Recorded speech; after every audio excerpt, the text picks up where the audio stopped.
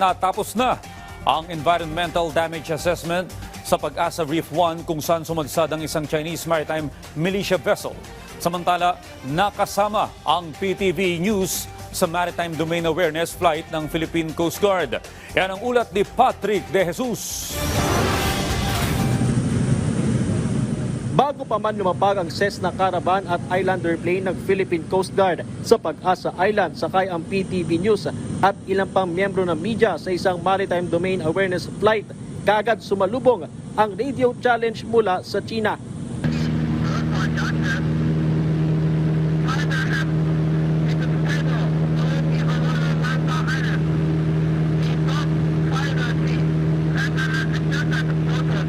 Kita sa ere ang napakaraming barko ng China sa paligid ng Pag-asa Island. Kabilang narito ang 2 barko ng China Coast Guard, higit sa 20 Chinese maritime militia vessel, maging ang 2 Chinese research vessel.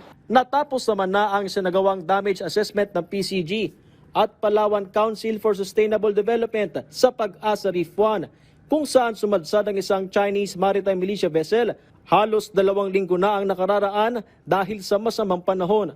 Gamit ang reef scanner, sinuri ang kasalukuyang lagay ng mga bahura sa seabed na posibleng tinamaan. Nadiskubre rin ang isang parachute anchor na posibleng naiwan ng sumadsad na barko ng China matapos sumabit sa mga bahura.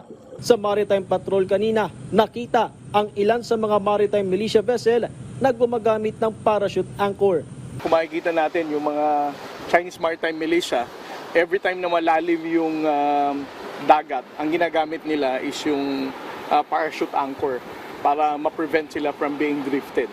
This time, yung mga Chinese Maritime Militia na naliparan natin ngayon, gumagamit na sila ng parachute anchor. So, I don't know kung first time lang nila, but again, based on our experience, unang pagkakataon lang natin to na nakakita ng parachute anchor na ginagamit nila. Inaasahang sa loob ng 1 hanggang 2 linggo, magkakaroon na ng resulta ang naging assessment.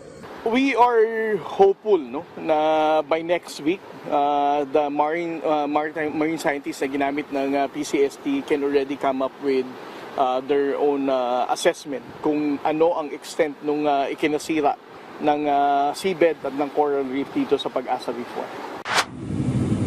Inikot din sa Maritime Patrol ng PCG ang Rizal o Iroquois Reef, kung saan patuloy ang pagkukumpulan ng mga Chinese Maritime Militia Vessel mula nang una itong mamonitor noong June 17. Sa ngayon, mayroon na rin kasama ang mga ito na 2 barko ng China Coast Guard, pero nasa lugar din ng mga idineploy na 2 44-meter vessel ng PCG.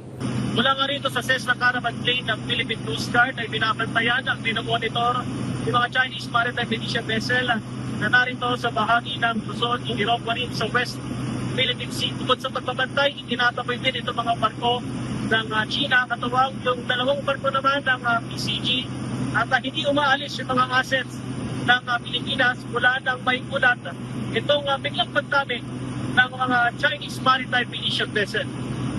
The irregularities in their track and movement, plus anchoring and swarming, do not align with the principles of freedom of navigation.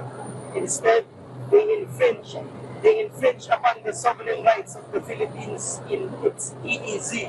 You are instructed to clarify your intentions, stop your swarming, and navigate through the Philippine EEZ, consistent with the Philippine Maritime Zones Act, the United Nations Convention on the Law of the Sea, UNCLOS, and the 2016 Arbitral Award.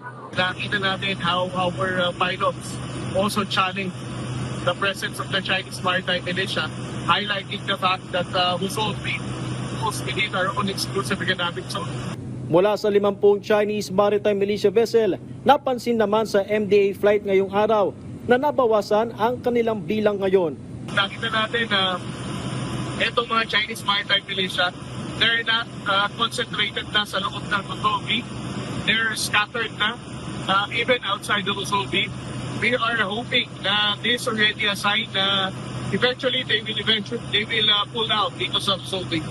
Mula sa West Philippine Sea, Patrick De Jesus para sa Pambansang TV sa Bagong Pilipinas.